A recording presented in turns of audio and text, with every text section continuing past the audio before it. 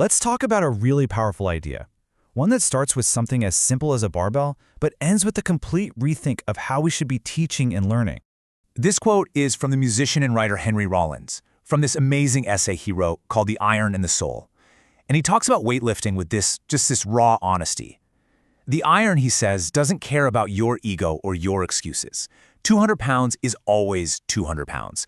It's this brutally honest reality check that doesn't say a word but teaches you everything. So what if you thought about that challenge not as a competition, but more like a relationship with a teacher, a sensei? All of a sudden, it's not about winning or losing, it's about what the struggle itself can teach you. It becomes a process of mastery, where failure isn't some final grade, it's just feedback for your next attempt. And that right there is the big question for us today. What if we took that entire philosophy, that brutal honesty, that focus on personal progress, and we applied it to our schools? What if we valued the journey to getting it right more than just the final score on a test? Now, to really get why a shift like this is so important, we've got to look at the system we have right now. And the truth is, it's basically a relic. It was designed for a completely different world, the industrial age, with a very, very different goal in mind. Think about it. Our education system really hasn't changed much in over 100 years. It was built to create a standardized workforce, sorting students efficiently like they were parts on an assembly line. It was never designed to develop every student's unique potential. It was designed to pick out the best and sort the rest. And that has baked inequality right into its DNA. And look, this isn't just some abstract theory. This is Jay Teeters. He actually dropped out of a traditional high school. And what he said is so powerful. He said, "When I left high school, I felt unprepared for the world. Not because I didn't take calculus, but because I didn't know how to do taxes or how to apply math to my paycheck. The system gave him abstract facts, but failed to give him essential life skills." Okay, so how do we fix this? Well, this isn't just a hypothetical problem. Real people are working on real solutions. In Washington State, for example, the Board of Education got a group together to answer this exact question. And their solution is this new guiding star for education called the Profile of a Graduate. It's a total reimagining of what a high school diploma should even mean. And this new vision, it goes way beyond just book smarts. I mean, one of its core pillars is actually teaching students how to sustain their own wellness, how to manage their physical, mental, and emotional health as the foundation for literally everything else. And another huge piece is focusing on real-world problem solving. This is not about memorizing the right answers for a test. It's about teaching students how to think on their feet, how to be resilient when they mess up, and how to get creative to find solutions nobody's thought of yet. And here it is, the whole picture. You can see the profile is built on 6 main pillars. It covers everything from personal growth and problem solving all the way to wellness and life skills. You'll notice this isn't a checklist of classes you have to pass. It's a holistic vision for developing a whole person, someone who's actually ready for the messy, complex world we live in. And this kind of shift isn't just some nice-to-have idea. It's an absolute necessity.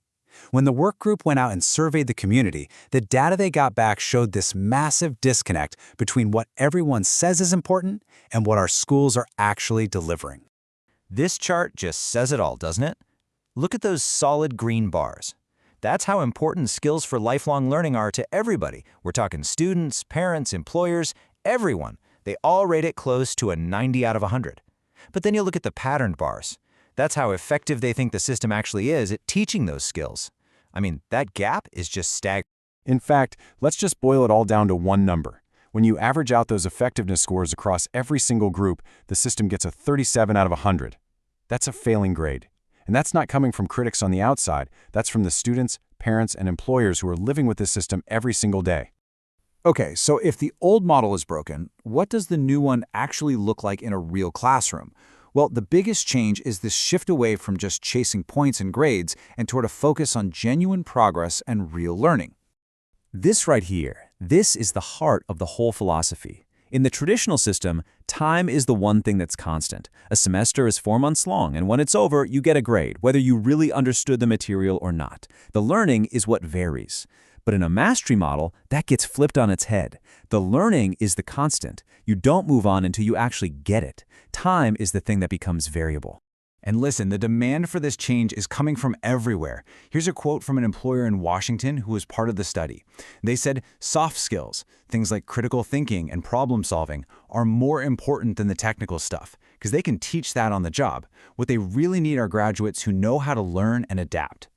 So in the real world, this looks totally different than a typical classroom. Mastery-based learning gets students out of their seats and into the world.